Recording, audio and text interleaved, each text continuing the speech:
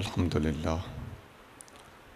لله نحمده ونستعينه ونستغفره ونؤمن به ونتوكل عليه ونعوذ بالله من شرور أنفسنا ومن سيئات أعمالنا من يهده الله فلا مضل له ومن يضلله فلا هادي له ونشهد أن لا إله إلا الله وحده لا شريك له ونشهد أن سيدنا ومولانا محمدًا عبده ورسوله أما بعد فأعوذ بالله من الشيطان الرجيم بسم الله الرحمن الرحيم والعصر إن الإنسان لفي خسر إلا الذين آمنوا وعملوا الصالحات وتواصوا بالحق وتواصوا بالصبر صدق الله مولانا العظيم إن الله وملائكته يصلون على النبي يا أيها الذين آمنوا صلوا عليه وسلموا تسليما اللهم صل على سيدنا ومولانا محمد وعلى آل سيدنا ومولانا محمد وبارك وسلم الصلاة والسلام عليك يا سيدي يا رسول الله وعلى آلك وأصحابك يا سيدي يا حبيب الله. صدر محفل پیر طریقت حضور قبلہ پیر غلام مصطفیٰ صاحب، دیگر کثیر التعداد علماء اکرام، بزرگوں، بھائیوں، عزیزوں، اللہ کریم مجھے اور آپ کو حضور محبوب نبی کریم رؤوف الرحیم صلی اللہ علیہ وآلہ وسلم کی سچی غلامی، محبت اور اتباع کی توفیق عطا فرمائے، اور اللہ تعالی ہم سب کا خاتمہ ایمان پر کرے۔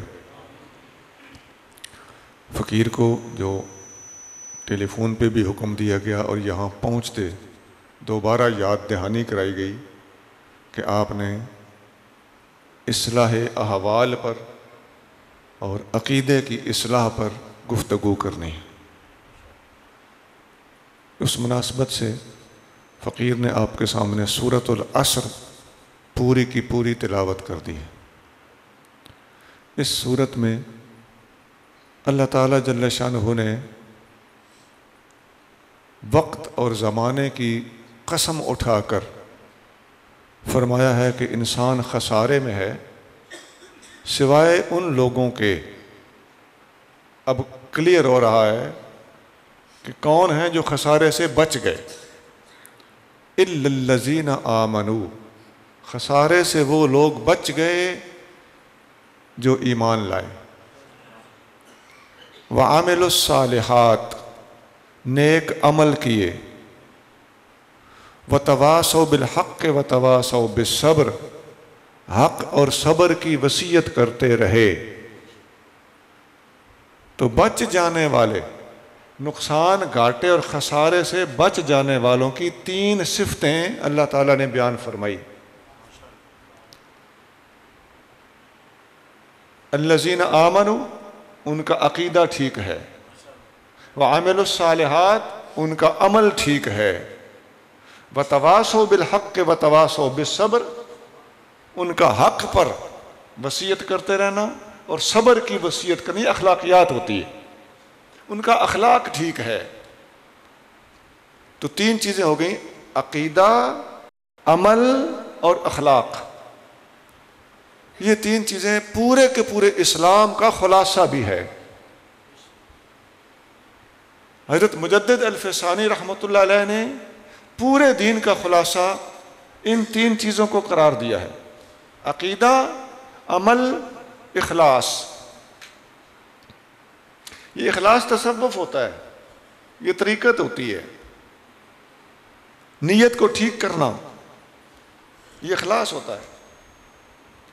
امام شافعی رحمۃ اللہ علیہ اپنے تفسیر، جس کا نام ہی تفسیر شافعی ہے، اس میں اس صورت کے تحت لکھتے ہیں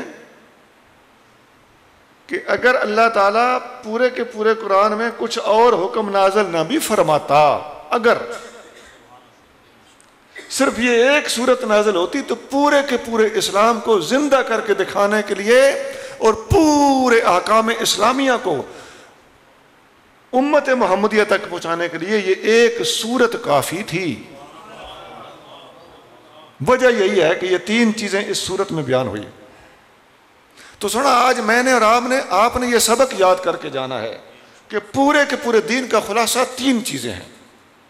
اگلے زمانوں کے لوگوں نے کتابیں لکھی ہیں، درسی کتابیں بھی ان 3 چیزوں پر ہوتی تھیں۔ علماء بیٹھے، ان کو پتہ ہوگا۔ آج کل وہ کتابیں درسوں سے نکال دی گئی ہیں، اختصار کا چکر ہر کسی کو پڑا ہوا ہے۔ ما لا بد منہ، یہ فارسی کی ایک کتاب ہے، حضرت قاضی ثناء اللہ پانی پتی رحمۃ اللہ علیہ لکھی، یہ درسوں میں پڑھائی جاتی تھی۔ اس کے 3 ہی حصے ہیں: عقائد، عبادات، اخلاقیات۔ آج کل جدید دور ہے، ماڈرن قسم کے لوگ ماڈرن لفظ استعمال کرتے ہیں۔ باہر کے ملکوں میں یہ تقسیم یوں کر دی گئی ہے: عقائد، عبادات، معاملات۔ تو کن عہدوں پڑھو یا عہدوں، بات تو وہی ہے، لے دے کے جھکنا پڑتا ہے سورۃ العصر کے سامنے، اور فیصلہ وہی ماننا پڑتا ہے جو امام شافعی کر چکے۔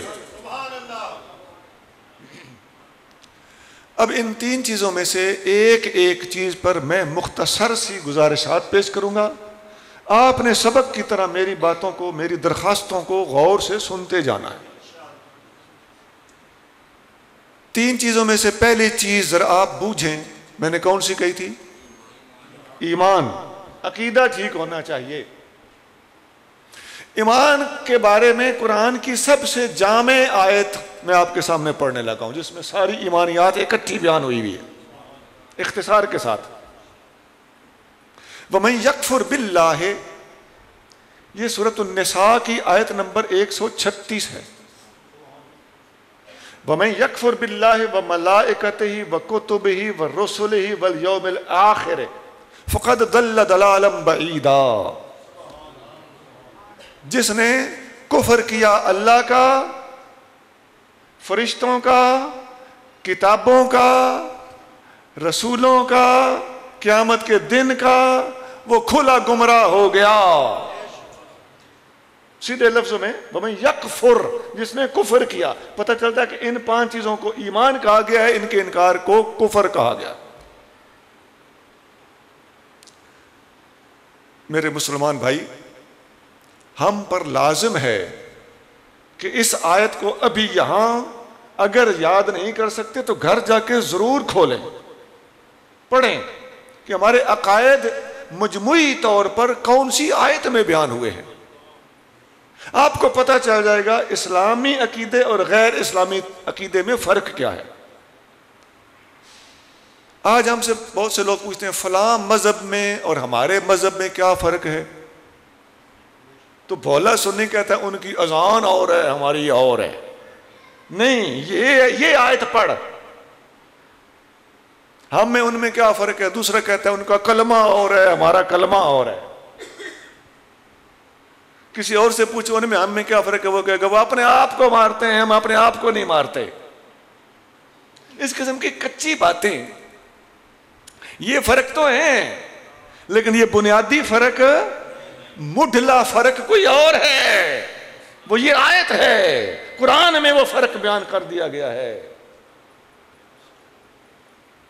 اہل سنت اللہ کو سب سے پہلے مانتے ہیں، اللہ سے اوپر نہ کوئی نبی ہے، نہ کوئی امام ہے، نہ کوئی ولی ہے، نہ کوئی فنا فی اللہ اللہ سے اوپر ہو سکتا ہے، اللہ کے برابر تک نہیں ہو سکتا، اللہ سے اوپر ہونا تو دور کی بات ہے۔ ہم نبی کریم صلی اللہ علیہ وآلہ وسلم کو سنی جس طرح مانتے ہیں، مائی کا لال مانتا ہی اس طرح کوئی نہیں، لیکن اس کے باوجود ہم کہتے ہیں کہ حضور نہ خدا ہیں، نہ خدا کے بیٹے ہیں، نہ خدا سے بڑے ہیں، نہ خدا کے برابر ہیں۔ ایسا ہے کہ نہیں ہے؟ میرے بادشاہ اپنا عقیدہ کھڑکا کے ٹھیک رکھ، دو ٹوک عقیدہ ہونا چاہیے۔ اور وَمَن یکفر باللہ، اللہ پر ایمان۔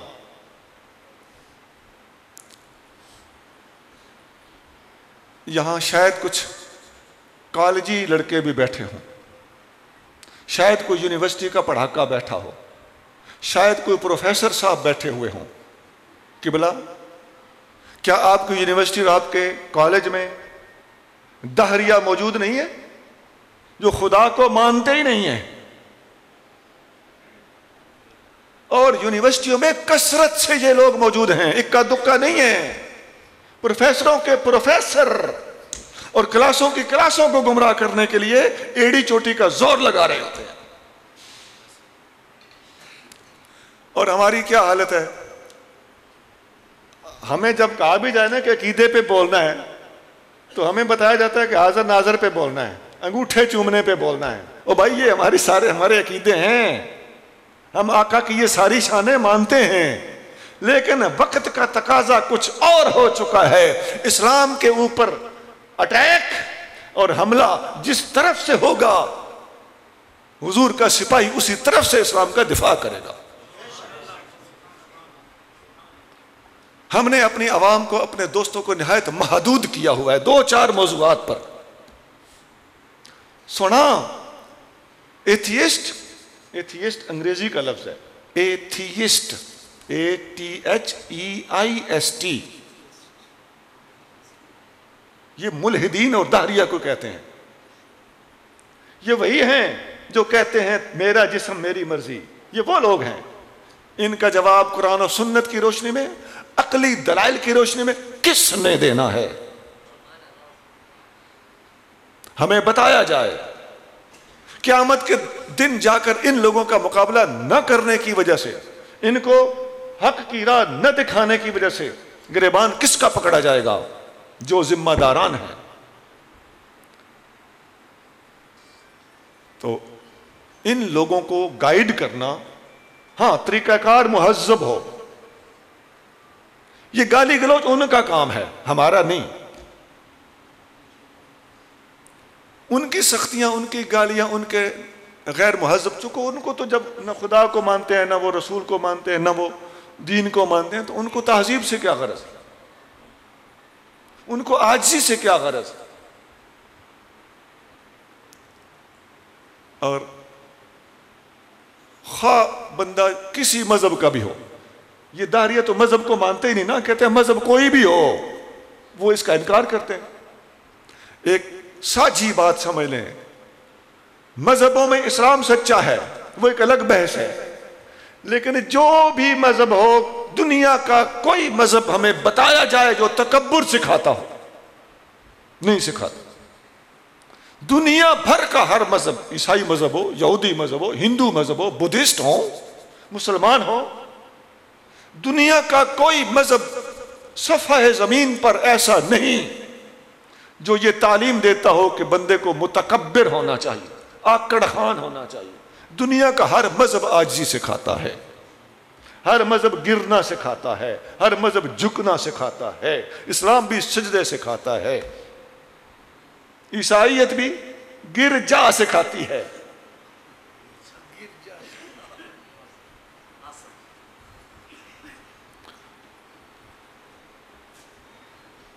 تو یہ کون سا مذہب نکل آیا ہے جو لوگوں کو غرور اور تکبر سکھاتا ہے؟ آج ہمیں افسوس سے یہ بات کہنا پڑتی ہے کہ ہم اس قسم کی گفتگو جس محفل میں کریں، محفل کو سانپ سونگھ لیتا ہے، چس خراب ہو جاتی ہے۔ آپ کو پتہ اس وقت لگے گا جب آپ کا بیٹا آپ کا گریبان آپ کے پکڑے گا، پھر کہو گے مولوی ٹھیک کہتا تھا، پیر ٹھیک کہتا تھا، فقیر ٹھیک کہتا تھا۔ لوگوں کے بچے قادیانی کے پاس بیٹھ بیٹھ کے اس کا رنگ لے کر اس والے سوالات آ کے جب کرتے ہیں تو پھر پتر کو لے کے مولوی کے پاس چلتا ہے، اس وقت مسجد مدرسہ مولوی یاد آتا ہے۔ تو قبلہ پہلے جو ہم وقت پہ ہاتھ باندھ کر گزارشات پیش کر رہے ہیں، آج دوسری صرف نعرے لگانے والی تقریروں کی بجائے اس قسم کی علمی گفتگو کو برداشت فرمائیے۔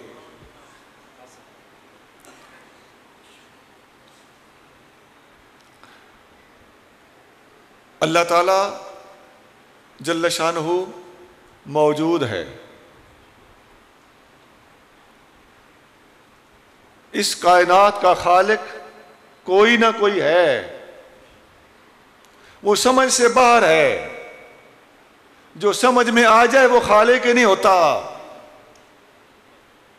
امام راضی رحمۃ اللہ علیہ نے ایک واقعہ لکھا ہے حضرت امام جعفر صادق کا، قرآن کی آیت ہے نا،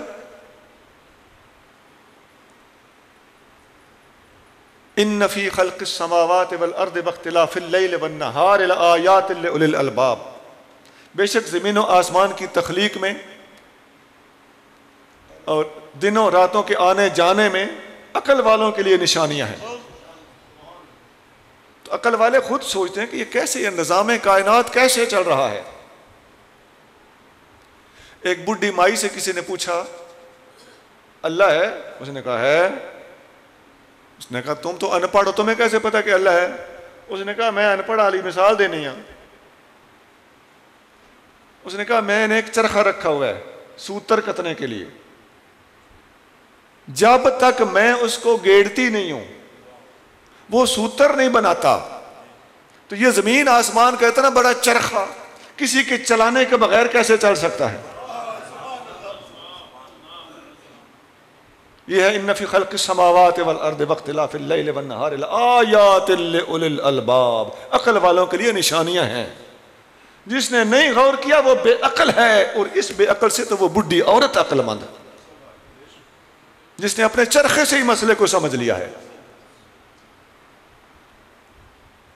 قرآن کی باتیں بڑی سادہ سادہ ہوتی ہیں، سوکھی سوکھی ہوتی ہیں۔ وہ جو قرآن کی مشہور آیت ہے من یجیب المضطر اذا دعاہ یکشف السوء، جو بے قرار، وہ کون ہے جو بے قرار کی آہوں کو سنتا ہے؟ بے قرار کی آہوں کو سنتا، وہ کون ہے؟ بڑے سادہ الفاظ ہیں، بڑے پیارے الفاظ ہیں، بڑے گہرے معنی خیز بھی ہیں۔ اس کی تفسیر میں امام راضی نے لکھا ہے کہ امام جعفر صادق رضی اللہ تعالیٰ عنہ کا مناظرہ ایک خدا کے منکر سے ہوا۔ آپ نے اس سے پوچھا کہ تم کاروبار کیا کرتے ہو؟ اس نے کہا سمندری تجارت کرتا ہوں۔ آپ نے فرمایا کبھی تمہاری کشتی ڈوبی، بھنور میں پھنسی، طوفان میں پھنسی؟ اس نے کہا ایک دفعہ سخت طوفان میں میری کشتی پھنس گئی تھی۔ آپ نے فرمایا اس وقت تمہیں ایسا خیال آیا کہ آج کوئی ہوتا جو مجھے بچا لیتا؟ افمن یجیب المضطر، کون ہے جو بے قرار کی آہیں سنتا ہے؟ تو فرمایا بے قراری کے عالم میں تجھے کسی بچانے والے کی طرف سوچ آئی؟ اس نے کہا آئی تھی، کاش آج کوئی ہوتا۔ فرمایا فذالک الہک الذی تضرعت الیہ فی ذالک الوقت، وہی وہ تمہارا خدا ہے، وہی وہ تمہارا معبود ہے جس کی طرف تم نے نہ جانتے ہوئے بھی اپنا خیال دوڑایا تھا۔ ہم اسی کو مانتے ہیں۔ پتہ چلتا ہے کہ خدا کو نہ ماننے والا بھی در پردہ خدا کو ماننے پر مجبور ہے۔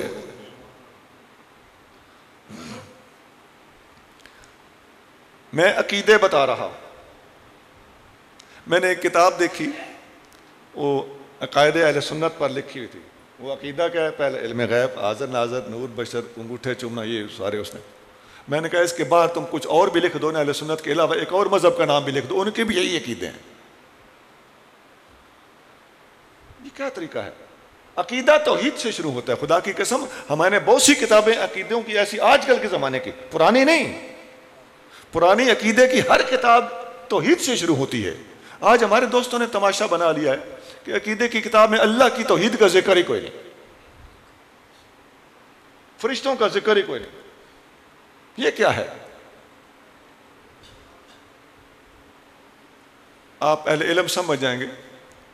کچھ مخصوص لوگوں کا عقیدہ ہے کہ 5 عقیدے ہیں جی، توحید، عدل، امامت، رسالت، معاد۔ تو بڑا سادہ سا مسئلہ ہے کہ قرآن تو توحید، یہ جو میں نے آیت پڑھی ہے، اللہ، فرشتے، کتابیں، رسول اور قیامت، اللہ تو یہ بیان کر رہا ہے۔ تو ان لوگوں نے جن کا یہ عقیدہ میں بیان کر رہا ہوں، توحید، عدل، رسالت، امامت، قیامت، ان لوگوں نے فرشتوں کو بھی نکالا ہوا ہے، قرآن کو بھی نکالا ہوا ہے، ان کی جگہ پر عدل اور امامت ڈالی ہوئی ہے. عدل اور امامت ڈال لو، 2-4 اور ڈال لو، یہ ایک الگ بحث ہے. سوال یہ ہے کہ آپ نے نکالا ہوا ہے، کام تو یہاں خراب ہوا ہے، تم نے قرآن اور فرشتوں کو نکالا ہوا ہے. اس سوال کا تحقیقی آدمی کے پاس کوئی جواب نہیں ہے. بات عقیدے ڈالنے کی نہیں، 2-4 اور ڈالو، 10-12 بنا لو، اللہ کی 99 صفتیں ڈال لو. سوال یہ ہے کہ یہ 2 باتیں نکالی کس لیے گئیں؟ اور ان کے ساتھ جب اب اور ہم دلائل پیش کریں گے تو پھر اور آنکھیں کھل جائیں گی کہ قرآن کے اوپر کیس کس نے کیا تھا انڈیا میں. تو باتیں تو پھر جڑ جاتی ہیں نا، کڑی سے کڑی مل جاتی ہے نا. تو پتہ چلتا ہے کہ جو اسلامی عقیدہ الحمدللہ قرآن نے ہمیں عطا فرمایا ہے، وہ توحید کا عقیدہ، فرشتوں کو ماننے کا عقیدہ، قرآن کو ماننا، اس کو محفوظ سمجھنے کا عقیدہ، تمام رسولوں کو ماننے کا عقیدہ اور آخرت کو ماننے کا عقیدہ ہے.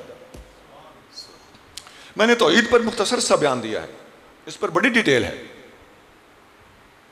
تھوڑا آگے چلتے ہیں. فرشتوں کے بارے میں بھی ایک بات سمجھ لیجیے.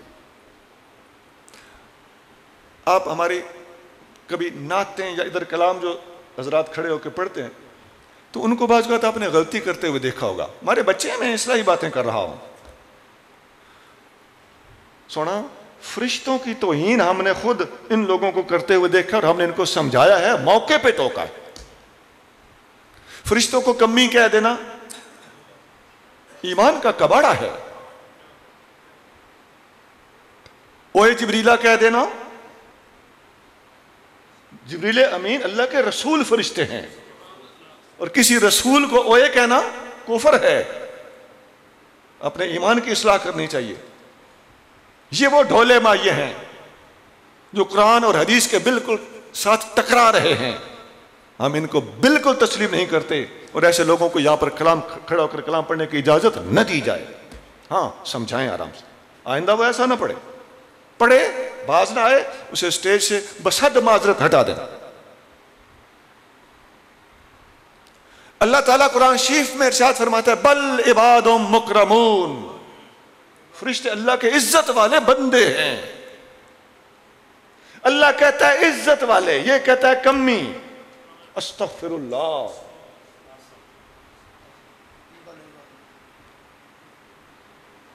کوئی یہاں کھڑا ہو کے کہہ رہا ہوتا ہے جبریل درزی ہے، اللہ کے فلاں فلاں پیارے کا سوٹ سیڑھ کے لے آیا.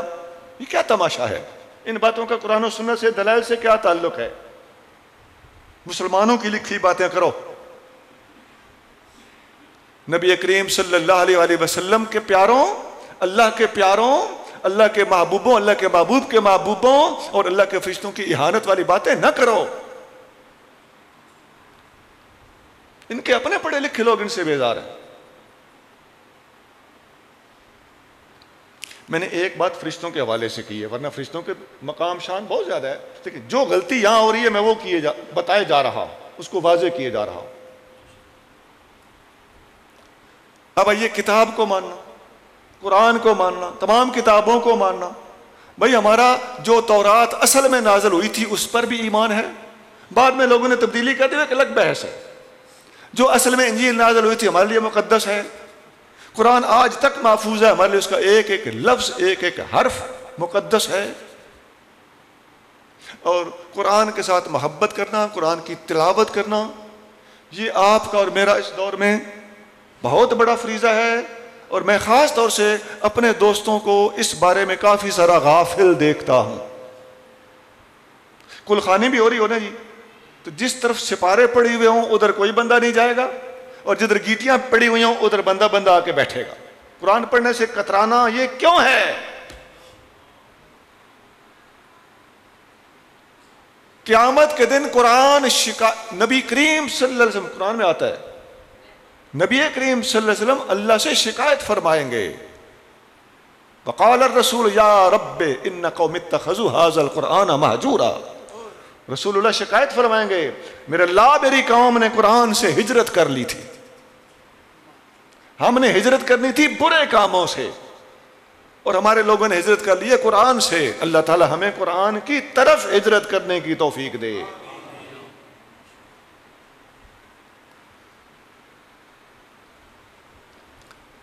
حضرت شاہ عبدالعزیز محدث دہلوی رحمۃ اللہ علیہ نے فتاوی عزیزی میں اپنا ایک واقعہ لکھا ہے.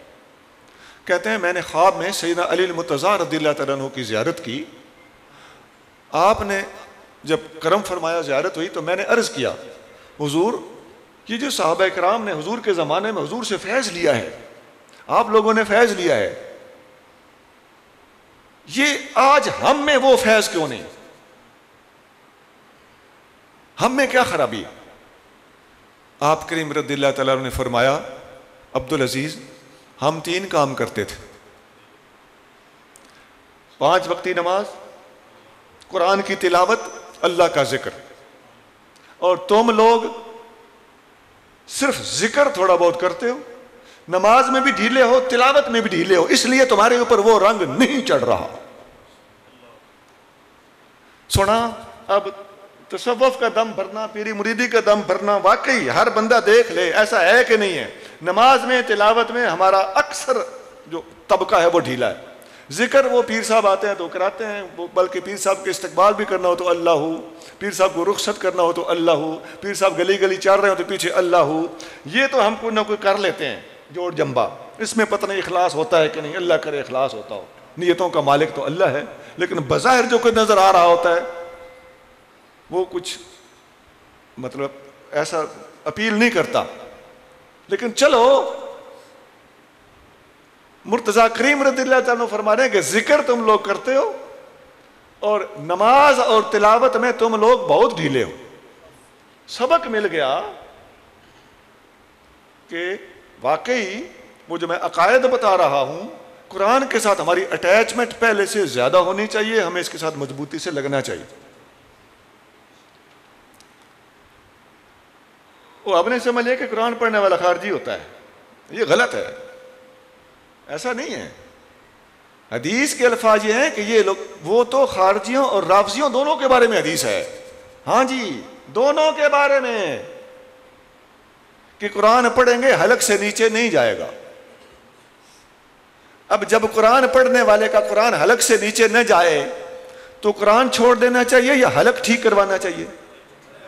یہ بات ہے. حلق ٹھیک کروایا جائے کہ بلا قرآن سے محبت کی جائے, قرآن کی تلاوت کی جائے. اور آپ قرآن پڑھ کے دیکھ لیں, خدا کی عظمت کی قسم, آپ قرآن پڑھ کے دیکھیں, آپ کے گھر میں دولت آتی دیکھنا, برکات آتی دیکھنا, آپ کے کردار کے اندر تبدیلیاں آتی دیکھنا, آپ کے مزاج میں سنجیدگیاں آتی دیکھنا, اپنے چہرے پہ رونقیں آتی دیکھنا. قرآن ایسی چیز ہے, اللہ کا کلام ہے. اللہ کی بات سننا چاہتے ہو بھائی, عاشق کا دل چاہتا ہے نا محبوب مجھ سے بات کرے, تو اپنے محبوب کی بات سننا چاہتے ہو قرآن پڑھو. اپنے محبوب سے خود باتیں کرنا چاہتے ہو نماز پڑھو. حدیث میں آتا ہے ان العبد یناجی ربہ فی الصلاۃ, بندہ نماز میں اپنے رب سے باتیں کرتا ہے. تو رب کی بات سننا چاہتا ہے تو قرآن پڑھ, رب سے خود بات کرنا چاہتا ہے تو نماز پڑھ.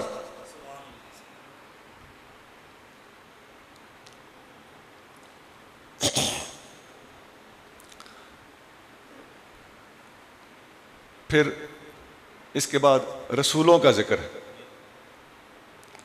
تو تمام رسول آدم علیہ السلام سے لے کے ہمارے نبی پاک صلی اللہ علیہ وسلم, تمام رسولوں کے ہم ہاتھ بدے غلام. اور اس موضوع پر بھی رسولوں کو تو آپ لوگ مانتے ہیں, لیکن میں وہ بات کروں گا جو آج کی ضرورت ہے. سونا, مسلمان کو اللہ نے عزت, اعزاز اور نبی کریم صلی اللہ علیہ وسلم یہ تعلیم اور تربیت دی ہے کہ ہم نے جس طرح اپنے آقا کریم صلی اللہ علیہ وسلم کا ادب سیکھا ہے, اسی طرح ہم نے آدم علیہ السلام سے لے کے عیسیٰ علیہ السلام تک سب کا ادب سیکھا ہے. جو لوگ نبی کریم صلی اللہ علیہ وسلم کے کارٹون بنا رہے ہیں, آقا کریم کی شان میں گستاخیاں کر رہے ہیں, پوری دنیا والوں ہم آپ کو بھرے دل کے ساتھ, پورے جوش اور جذبے کے ساتھ, پوری ذمہ داری کے ساتھ اس طرف متوجہ کرتے ہیں. خدا را ہماری اس گزارش پر غور کیجئے. کبھی تم نے سنا ہے کہ تم نے جب ہمارے آقا کی شان میں بے ادبی کی تھی تو کسی مسلمان نے جوابی طور پر اس نبی کی بے ادبی کی ہو جس کو تم اپنا نبی مانتے ہو؟ نہیں. کیوں؟ اس لیے کہ عیسیٰ بھی ہمارے، موسیٰ بھی ہمارے، داؤد بھی ہمارے، سلیمان بھی ہمارے، محمد کریم بھی ہمارے.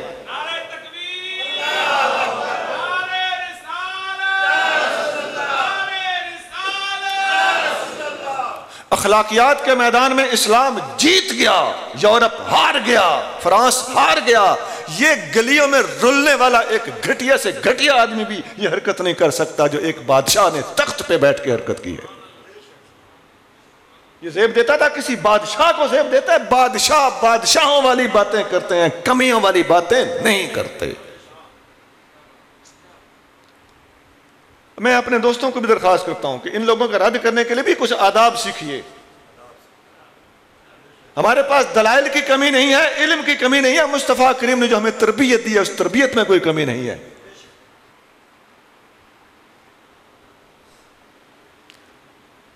اللہ تعالیٰ قرآن میں کیا فرماتا ہے؟ یہ لوگ گستاخیاں کرتے ہیں، انہوں نے گستاخیاں سیکھی ہیں. اور ہمیں کیا سکھایا گیا ہے؟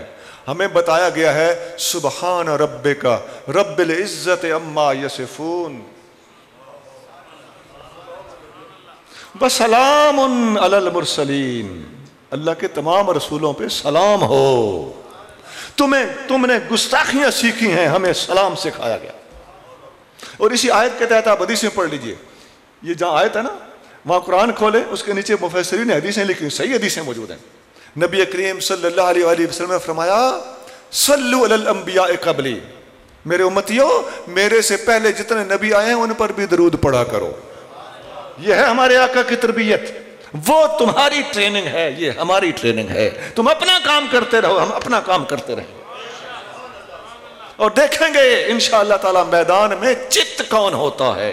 علم کے میدان میں، اخلاقیات کے میدان میں، قانون کے میدان میں، دنیا کو مسلمان بنانے کے میدان میں انشاءاللہ تعالی دنیا تمہاری بدتمیزیاں دیکھ کے تم سے متنفر ہوگی. اور ہم تمہیں بھی کہتے ہیں کہ چھوڑو اس دین کو جس میں تم نے یہ سیکھا ہے، اور مصطفیٰ کریم کے دروازے پر جہاں تمہیں ادب نصیب ہو جائے گا.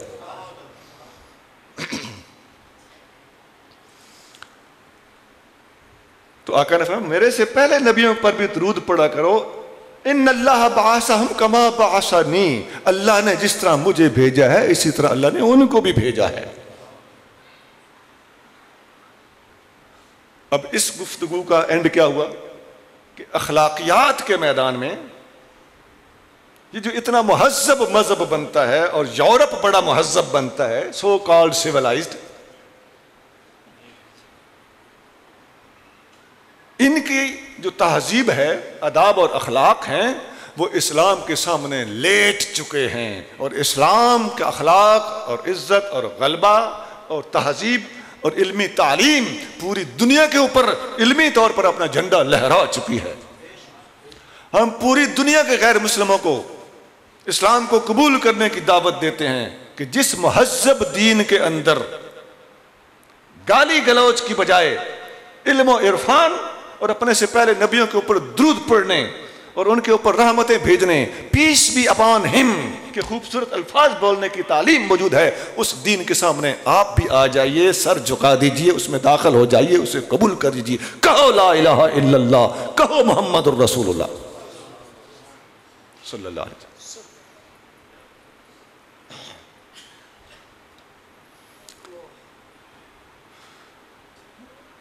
اور وہ جو عقیدہ آخرت ہے، یہ اسلام کا ایسا پیارا عقیدہ ہے کہ بندے کو بندہ بنا دینے کے لیے یہ ایک ہی کافی ہے. عقیدہ آخرت کا خلاصہ کیا ہے، اس پر بھی بڑی بحث ہے. میں آپ کے سامنے شارٹ بات رکھنی تو میرے اور آپ کے اس وقت کام کی ہے. بھائی جس کو موت یاد ہے، جسے پتہ ہے کہ میں نے اللہ کے سامنے جا کے جواب دینا ہے، وہ زبان کھولتے وقت سوچ کے بولے گا کہ نہیں؟ نبی کریم صلی اللہ علیہ وآلہ وسلم نے فرمایا میں تمہیں پورے کے پورے دین اور تعلیمات اور نصیحتوں کا خلاصہ بتاؤں؟ حضرت ابو ذر غفاری کو فرمایا. جی حضور فرمائیے. آپ نے اپنی زبان مبارک کو 2 انگلیوں سے پکڑ لیا، فرمایا کف علیک ھذا، اس پر کنٹرول کر۔ ایک صحابی نے پوچھا یا رسول اللہ کیا ہمیں زبان کی وجہ سے بھی پکڑا جائے گا؟ آقا نے فرمایا هل يكب الناس على مناخرهم الا حصائد السنتهم، قیامت کے دن جہنم میں منہ کے بھار پھینکنے والی چیز زبان ہے، زبان کا کھٹیا، حصائد السنتهم، زبان کی فصل۔ شیخ اکبر محی الدین ابن عربی رحمۃ اللہ علیہ نے ایک بڑی خوبصورت بات لکھی ہے۔ آپ فرماتے ہیں کہ اللہ تعالیٰ نے زبان کو انسان کے حلق کے اندر وہ گہرائی میں کڑیالہ ڈال کے باندھا ہوا ہے، ایسا ہے کہ نہیں ہے؟ وہ اندر وہ بندھی ہوئی ہے، جڑ اس کی بہت گہری ہے، اور ایک کڑیالہ آپ سمجھتے ہیں نا، لگام، وہ پیچھے ہے، پیچھے سے اس کو کھینچا ہوا ہے۔ پیر صاحب سمجھتے ہیں تاکہ گراؤنڈ رن ملے تو یہ بھاگ نہ پڑے، آپ کی بولی گراؤنڈ رن ملے تو یہ بھاگ نہ پڑے، یہ بیریئر نہ کراس کر دے۔ جہاز کو چیک کرنے کے لیے زمین پہ جب سٹارٹ کرتے ہیں نا تو اس کو پیچھے سے لوہے کے سنگلوں کے ساتھ باندھا ہوا ہوتا ہے جہاز کو، کیونکہ جہاز تو جہاز ہے، تو اس کو کہتے ہیں گراؤنڈ رن۔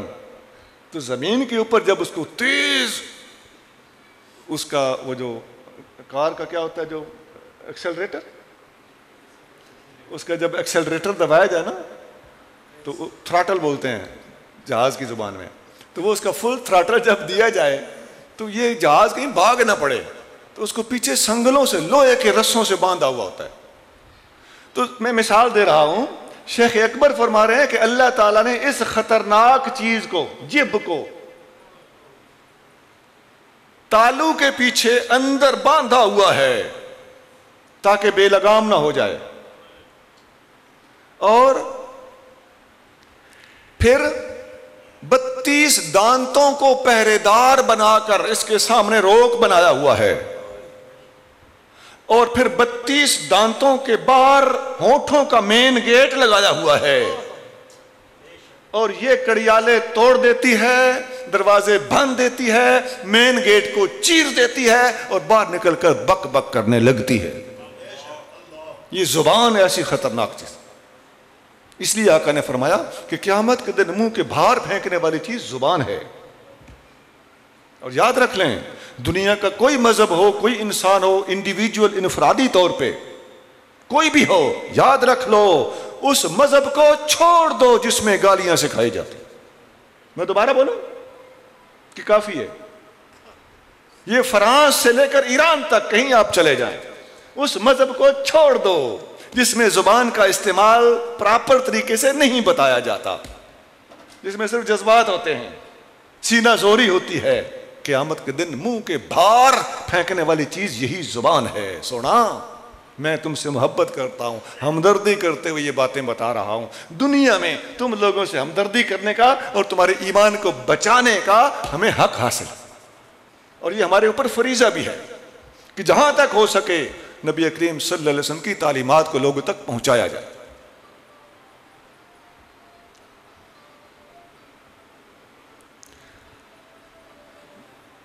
میں نے عقیدے کے بارے میں اختصار کے ساتھ آپ کے سامنے کافی ساری گزارشات پیش کر دیں۔ دوسری چیز ہے وَعَمِلُوا الصَّالِحَاتِ، اب تک کیا تھا؟ إِلَّا الَّذِينَ آمَنُوا، اب ہے وَعَمِلُوا الصَّالِحَاتِ، نیک عمل کرنا۔ نیک عملوں کا میں خلاصہ آپ کے سامنے رکھنے لگا ہوں۔ ایک حدیث میں آتا ہے، بخاری، مسلم اور بے شمار کتابوں میں یہ حدیث موجود ہے، شاید ہر کتاب میں ہو۔ نبی کریم صلی اللہ علیہ وآلہ وسلم نے فرمایا بنی الاسلام علی خمس، شہادت اللہ الہ الا اللہ وان محمد رسول اللہ واقام الصلاۃ وایتاء الزکوٰۃ وصوم رمضان والحج۔ اسلام کی 5 بنیادیں ہیں، لا الہ الا اللہ محمد رسول اللہ کی گواہی دینا، نماز پڑھنا، زکوٰۃ دینا، رمضان کے روزے رکھنا اور حج کرنا، یہ 5 بنیادیں ہیں اسلام کی۔ پنجابی والے کہتے ہیں 5 بنائی اسلام دیا۔ اب یہ جو 5 چیزیں ہیں، ان میں پہلی چیز ہے لا الہ الا اللہ محمد رسول اللہ صلی اللہ علیہ وسلم۔ یہ عقائد کا نچوڑ ہے، تفصیل آپ پہلے پڑھ کے آ رہے ہیں۔ اور نماز، زکوٰۃ، روزہ، حج یہ اعمال کا نچوڑ ہے، ورنہ اعمال پورے کے پورے عبادات، یہ نور العزا ہی نہیں، یہ قدوری، کنز، ہدایہ وغیرہ میں بھی دیے ہوئے ہیں، جو درسی کتابیں ہیں، تفصیل ہے کافی ساری۔ لیکن جٹ کے بندے کے لیے سوکھا سوکھا اسلام کی 5 بنیادیں اگر بتا دیا جائے، انشاءاللہ تعالی ایسا بندہ بالکل جوتا پہن کر دریائے امتحان سے پار ہو جائے گا۔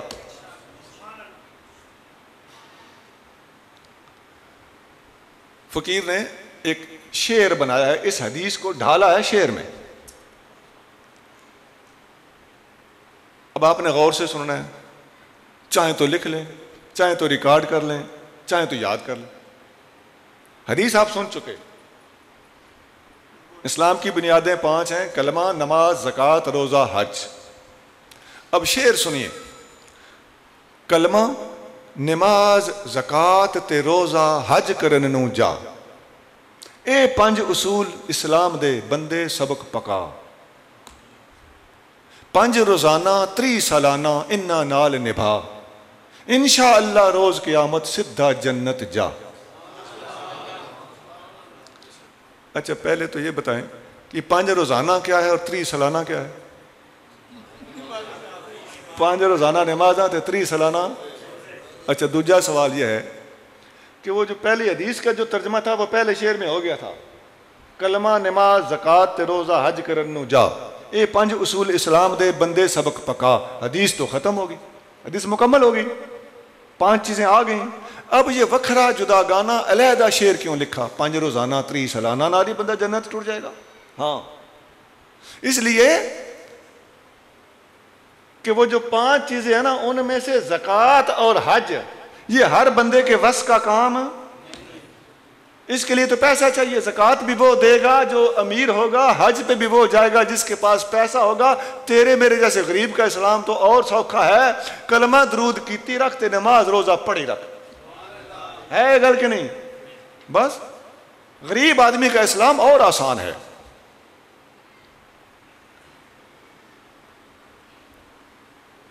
اس طرح آپ ایک سادہ آدمی اور ایک بھولے بھالے مسلمان کی حیثیت سے اچھے باعمل با کردار مسلمان بن جائیں گے۔ اچھا اب آ گئی تیسری اور آخری چیز، وتواصوا بالحق وتواصوا بالصبر۔ حق کی بھی وصیت کی اور صبر کی بھی وصیت کی۔ اس میں ایک بات تو یہ ہے کہ حق کا مطلب یہ ہے کہ حق کی بات خود کر دو، لوگوں کو بھی کہو کہ حق کی بات کر دیں، لیکن ساتھ کیا ہے؟ وتواصوا بالصبر، حق کی بات صبر کے ساتھ کرنی ہے، سر نہیں پاڑ دینا، گالی گلوچ سے نہیں سمجھانی، بیٹا پترا کہہ کے سمجھانا ہے، جلال بھی دکھانا ہے تو اخلاقیات کے دائرے میں رہتے ہوئے دکھانا ہے، تھریٹ نہیں کرنا، حق بھی بولنا ہے، صبر بھی دکھانا ہے۔ اور یہ جو میں نے بتایا کہ اس چیز کا دوسرا نام اخلاقیات ہے، داتا صاحب رحمۃ اللہ علیہ اور دوسرے بہت سارے صوفیاء نے اس موضوع کو تصوف کا نام بھی دیا ہے، ادب کا نام بھی دیا ہے، اخلاق کا نام بھی دیا ہے۔ ادب کے اوپر پوری کی پوری کتابیں صوفیاء نے لکھی ہیں۔ تصوف کی ہر کتاب دراصل ادب پر اور اخلاق پر ہوتی ہے۔ اخلاقیات کے میدان میں اور آداب کے میدان میں ابن ابی الدنیا کی کتاب الاخلاق ہے، امام بیہقی کی کتاب الاخلاق ہے، ان اخلاقیات کے موضوع پر، اور کتاب الآداب ہے، آداب اخلاق، آداب اخلاق یہ نام ہوتے ہیں کتابوں۔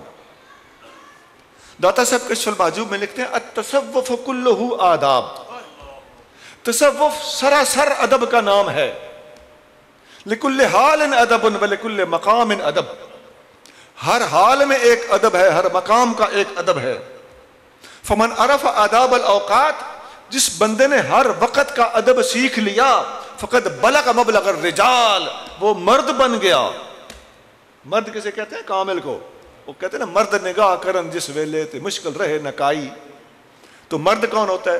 مرد وہ نہیں ہوتا جس نے مونچھیں رکھی ہوئی ہوں. اگر اس کی گت بھی ہے نا، لیکن وہ اللہ کے سامنے جھکنا جانتی ہے اور اللہ کی رضا اس کو چاہیے، تو ایسی عورت بھی اللہ کے نزدیک مردوں سے زیادہ مقبول ہے. یہ کامل چھڑا مرد نہیں ہوتے، کامل بڑی بڑی عورتیں بھی ہوتی ہیں. حدیث بخاری شریف میں ہے، نبی کریم صلی اللہ علیہ وآلہ وسلم نے فرمایا کمل من الرجال کثیر، کامل ہوئے ہیں مردوں میں بہت سارے. ولم یکمل من النساء الا، اور عورتوں میں بھی جو کامل ہوئی ہیں وہ حضور نے عورتیں بھی گنی. فرمایا نمبر 1 عورتوں میں کامل ہوئی ہے آسیہ امرأۃ فرعون، حضرت آسیہ فرعون کی بیوی. عورتوں میں حضور نے فرمایا، بخاری میں حدیث ہے، سنا میں حوالہ دے رہا ہوں، عورتوں میں فرعون کی بیوی آسیہ رضی اللہ تعالیٰ عنہ کامل تھیں، حضور فرما رہے ہیں.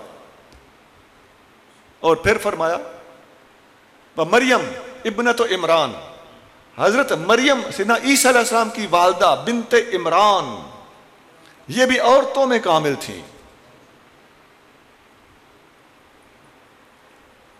اور پھر فرمایا وَإِنَّ فضل عائشہ علی سائر النساء، یہ تو کامل تھی نا، ان ساری عورتوں پر عائشہ اتنی افضل ہے اور زیادہ کامل ہے. کفضل السرید علی سائر الطعام، جس طرح سرید سارے کھانوں سے افضل ہوتا ہے.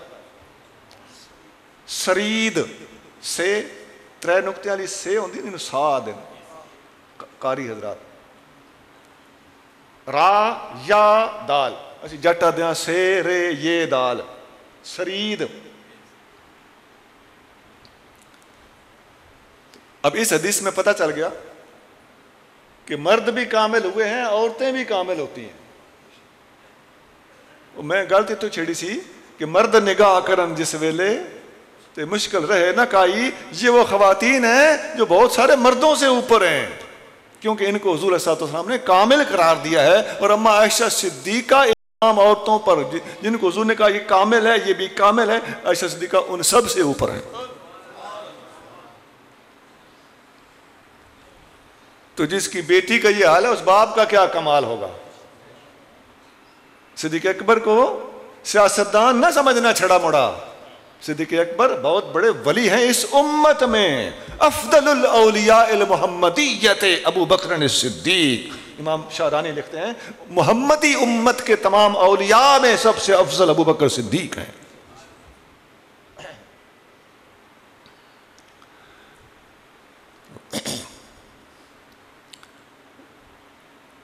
عرض یہ کر رہا تھا کہ داتا صاحب نے لکھا ہے کہ تصوف نام ہی ادب اور اخلاق کا ہے. ایک جانے گل کر جاؤں، آپ لوگوں نے سنا ہوگا سرید، میں نے ابھی بولا ہے تو میں ذرا کلیئر کر دوں سرید کیا ہوتا ہے. سرید شوربے کو، سالن کا شوربہ لے کے روٹی کے ٹکڑے کر کے شوربے کے اندر ڈال دیں، گرم گرم شوربے کے اندر 2-4 منٹ رکھ دیں، جب وہ گل جائے تو اٹھا کے کھا لیں. اس کھانے کا نام ہے سرید. میں نے حدیثوں میں پڑھا ہے نبی پاک علیہ الصلوۃ والسلام نے، اس سند کے لحاظ سے کافی ساری وہ ان کے اندر پیچیدگی ہے، لیکن وہ طب کے حوالے سے چونکہ سنن زوائد سے ان کا تعلق ہے تو ماشاءاللہ میں اس لیے بیان کر رہا ہوں. نبی پاک علیہ الصلوۃ والسلام کا فرمان میں نے پڑھا ہے، نبی پاک نے فرمایا سرید بنا کے کھاؤ، خواہ پانی کا ہی صحیح.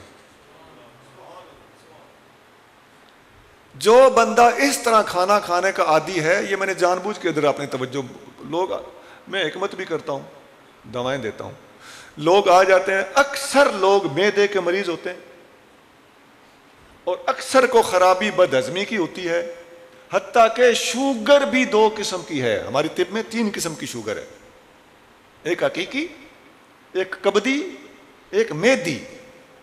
ڈاکٹر آج کل نا جدید سے ڈاکٹر وہ 2 قسم پر ٹائپ 1 اور ٹائپ 2 تک پہنچے ہوئے ہیں, لیکن ہمارے ہاں 3 قسم کی شوگر ہے. معدے کی خرابی سے, جگر کی خرابی سے اور اعصاب کی خرابی سے. اعصاب کی خرابی والی شوگر کو حقیقی شوگر کہتے ہیں. ٹیسٹ میں ایک جہی آتی ہے, لیکن وہ طبیب کو پتہ چل جاتا ہے. آپ آزما کے دیکھ لیں, اگر آپ کا معدہ ٹھیک ہے تو رات آپ کو اٹھنا نہیں پڑے گا واش روم جانے کے لیے, معدہ ٹھیک ہے تو ایسے مریضوں کو جب ہم نے بتایا کہ کھانا سرید بنا کے کھاؤ تو ان کے معدے کافی حد تک ٹھیک ہو گئے. جو محنت آپ کے معدے نے اندر جا کے روٹی گالنے پر کرنی ہے, وہ محنت شوربہ پلیٹ کے اندر کر چکا ہے.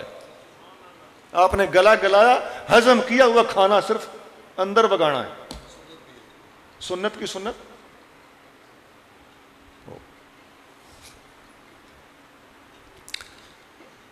اخلاقیات کی بات ہو رہی تھی, عقائد میں بتا چکا ہوں, عبادات بتا چکا ہوں, اخلاق کی بات ہو رہی تھی, آداب کی بات ہو رہی تھی کہ ادب اور اخلاق کیا ہے. اس میں سونا صرف ایک بات عرض کر دیتا ہوں اخلاقیات کو درست کرنے کے لیے. اخلاق کو درست کرنے کا سب سے افضل طریقہ موت کو یاد رکھنا. بس جس نے موت کو یاد رکھا اس کا اخلاق درست ہو گیا. حضور صلی اللہ علیہ وسلم سے کسی نے پوچھا, یا رسول اللہ من اکیس الناس, سب سے زیادہ سمجھدار کون ہے؟ فرمایا اشدہم استعدادا للموت, جو سب سے زیادہ موت کے لیے تیار ہے وہ سب سے زیادہ سمجھدار ہے. ایک حدیث میں آتا ہے, ابھی نوجوان آپ حدیث سنا رہے تھے, الکیس من دان نفسہ وعمل لما بعد الموت. سمجھدار وہ ہے, محتاط وہ ہے جس نے اپنے نفس کو جھکایا اور موت کے بعد کے لیے عمل کیا, قبر اور حشر کی تیاری کے لیے عمل کیا. اور آگے فرمایا والعاجز, اور بد عقل وہ ہے. یہ کیس کے مقابلے پہ عاجز آئے تو یہاں اس کا معنی بے عقل ہے, ناسمجھ وہ ہے. سمجھدار وہ ہے جس نے اپنے نفس کو جھکایا اور قیامت کی تیاری کی. اور بے وقوف وہ ہے من اتبع نفسہ ہواہا وتمنا علی اللہ, جس نے اپنے نفس کی پیروی کی, اپنی خواہشات کی پیروی کرتا رہا اور امیدیں رکھیں اللہ سے. سونا بڑا ٹھیک ٹھاک ہمیں ٹھکورا جا رہا ہے اس حدیث میں. کرنی اپنی مرضی تے آکھنا اللہ دی طرف انتظار ہے, بے کرم دا دروازہ کھلن والا ہے. تو حضور فرما رہے ہیں, منع فرما رہے ہیں اس بات سے, یہ نہ کرنا تیرے جیسا بے وقوف کو نہیں ہوگا. بھئی اپنی مرضی سے رج رج کے کھاتے رہیں, طرح طرح کے کھانے کھاتے رہیں, تو شوگر کے ٹھیک ہونے کا انتظار کریں کہ ہونے ٹھیک ہو جانے, ہونے میرے پیر صاحب نگاہ کرنے کام ہو جانے, مہربانی جی میں در تے بیٹھا اتنے عرصے تو ذکر فکر میرے کو نہیں ہوتا, چکی میرے کو نہیں پین ہوتی. جناب یہ جو ہوتی ہے نا حادثاتی عطائیں, یہ ہر ویلے نہیں ہوتی. چوروں کتب کوئی بنتا ہے تو سارے چوراں سوچ رہے میں کتب بن جانا, اس لیے میں چوریاں شروع کر دیا, یہ بدماشیاں اتنے نہیں چل دیاں. وہ بیچارہ پتہ نہیں اندر سے کتنا پسا ہوا تھا اور وہ پتہ نہیں کیوں چوری کر رہا تھا, اس کے حالات تمہارے اوپر نہیں آئے. لہذا اپنے آپ کو ٹھیک کرو, اپنی محنت میں, اپنے وظیفہ عمل میں کسی قسم کی کمی نہ لاؤ. اب اونٹ کا گوڈا باندھ کے اب اللہ کے توکل پہ اس کو چھوڑ دو, اب اللہ کی رحمت کا انتظار کرنا درست ہوگا. جناب تقریباً گھنٹہ ہو گیا. پہلی گل ذرا لمبی ہو گئی سی, دوجیوں نے میں تھوڑا تھوڑا برابر وقت دے کے تقریباً گھنٹہ پورا کر دیتا ہے. میں نے جتنی باتیں کی ہیں ہم سبق کے طور پر دوبارہ دہرا دیتے ہیں. میں نے 3 گزارشات آپ کے سامنے رکھی ہیں. نمبر 1 ہمارا عقیدہ ٹھیک ہونا چاہیے. نمبر 2 ہمارا عمل ٹھیک ہونا چاہیے. عقیدے کی باتیں یاد ہو گئی ہوں گی, اللہ کو ماننا, فرشتوں کو, کتابوں کو, رسولوں کو, قیامت کو ماننا. اور عمل کی بات 5 روزانہ تے 3 سالانہ ہی صحیح, سیدھی جنت ہے انشاءاللہ تعالی. لیکن انشاءاللہ لاؤنی ہے, جنت دا دعویٰ کوئی مائی دلال نہیں کر سکتا. اور اخلاقیات کے میدان میں موت کو یاد رکھنا اخلاقیات کا نچوڑ اور خلاصہ ہے. سبحان ربک رب العزت عما یصفون وسلام علی المرسلین والحمد للہ رب العالمین۔ یہ بار سٹال لگا ہوا ہے، فقیر کی لکھی ہوئی یہ کتابیں ہیں، کافی ساری کتابیں سٹال پہ موجود ہیں، میں ذرا تفصیل سے اعلان کرتا ہوا مناسب محسوس نہیں کر رہا۔ وما علینا الا البلاغ۔ بسم اللہ الرحمن الرحیم۔ ایصال ثواب بھی محفل کن دی محمد اسلم صاحب دی زوجہ واسطے ایصال ثواب ایک باری سورۃ فاتحہ 3 دفعہ قل هو اللہ شریف 3 دفعہ درود شریف سارے حضرات پڑھ۔ الحمدللہ رب العالمین۔ ایاک نعبد و ایاک نستعین اہدنا الصراط المستقیم صراط الذین انعمت علیہم غیر المغضوب علیہم ولا الضالین آمین۔ قل هو اللہ احد اللہ الصمد قل هو اللہ احد اللہ الصمد لم یلد ولم یولد ولم یکن له کفوا احد۔ اللہم صلی علی محمد۔ میرے ملک کر دو کلام بسم اللہ اللہم صلی علی سیدنا محمد مبارک وسلم۔ اے اللہ کریم جو کلام پاک ہم سب نے پڑھی ہے اس کا ثواب، جتنی تلاوت نعت بیان ہوا ساری محفل کا ثواب نبی پاک صلی اللہ علیہ وآلہ وسلم کی خدمت عالیہ میں پیش کرتے ہیں۔ اللہ قبول فرما۔ آپ صلی اللہ علیہ وسلم کے طفیل تمام انبیاء اکرام، صحابہ اکرام، اہل بیت اطہار، تمام سلاسل کے اولیاء، حضور غوث پاک شیخ عبد القادر جیلانی قطب ربانی، بطور خاص اسلم صاحب کی زوجہ کی روح اس کا ثواب پیش کرتے ہیں۔ اے اللہ کریم اسلم صاحب کی زوجہ کے رشتہ دار اگر والدین دنیا سے چلے گئے ہوں، مشائخ، اساتذہ، چھوٹے بڑے افراد، ان کی قبر کے دائیں بائیں مدفون، قبرستان میں دفن تمام لوگ، جتنے حاضر مسلمان یہاں بیٹھے ہیں ان کے گھروں سے جتنے مسلمان چلے گئے، کسی کے ماں باپ فوت ہو گئے ہوں، کسی کے پیر فوت ہو گئے ہوں، کسی کے استاد فوت ہو گئے ہوں، کسی کے بہن بھائی بیٹے اولاد بیٹیاں، سب کو اس کا ثواب پہنچا۔ نبی پاک کی امت میں سے جس کے پیچھے کوئی ہے یا نہیں ہے سب کی روحوں کو اس کا ثواب پہنچا۔ اے اللہ کریم اس پاک محفل کے طفیل ہر بیمار کو صحت عطا فرما، غریبوں کی غربت کو دور فرما، دکھیوں کے دکھ دور فرما، سب کو ظالموں کے ظلم سے بچا، حاسدوں کے حسد سے بچا، معاشرے کے فتنوں کے شر سے محفوظ فرما، نبی کریم صلی اللہ علیہ وسلم کی سچی غلامی، محبت اور اتباع کی توفیق عطا فرما۔ اے اللہ نہ ظالم کر نہ ظالم کے حوالے کر، پوری دنیا میں اسلام کا بول بالا فرما، ہم مسکینوں گناہ گاروں کو، اس زمانے کے ہم کمزوروں کو دین کا خادم بنا، ہم سے دین کا کام لے لے، ہمیں دین کی خدمت پوری حکمت عملی کے ساتھ، پوری ذمہ داری کے ساتھ، پوری شرافت کے ساتھ کرنے کی توفیق عطا فرما۔ ہماری باتوں میں تاثیر پیدا فرما، ہماری تبلیغ کے اندر اثر پیدا فرما، ہمارے خطاؤں اور لغزشوں سے درگزر فرماتے ہوئے ہمیں کامیاب و کامران فرما، ہمیں نبی کریم صلی اللہ علیہ وسلم کا پسندیدہ غلام مصطفیٰ بنا۔ ہمارے پیر صاحب غلام مصطفیٰ ان کی بھی ان کے درجات کو بلند فرما، ان کے اگلے راستے آسان فرما، ان کو مغفرت کا راستہ نصیب فرما۔ اپنے مشائخ، اساتذہ، والدین، نیکوں کی اولاد ان کے راستے پر یا اللہ ان کو چلنے کی توفیق عطا فرما، اور جتنے علماء مہربان ہوئے، کرم فرما ہوئے، عالم ہونے کے باوجود فقیر کی باتیں برداشت کرتے رہے، سنتے رہے، بیٹھے رہے، اعلیٰ ظرفی پر اجر عظیم عطا فرما۔ جتنے نوجوان ہیں کالجوں یونیورسٹیوں میں پڑھتے ہیں اس ماحول سے اے اللہ کریم ان کو وہاں پر اچھے طریقے سے زندگی گزارنے کی، اس کے برے جراثیم سے بچ کر رہنے کی توفیق عطا فرما۔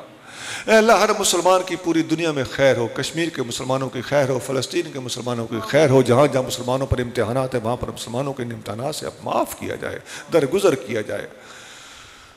اے اللہ ہر مسلمان کا جہاں پیر ہو وہیں خیر ہو۔ ربنا تقبل منا انك انت السميع العليم وتب علينا انك انت التواب الرحيم وصلى الله تعالى على حبيبه الكريم سيدنا ومولانا محمد وعلى آله واصحابه اجمعين برحمتك يا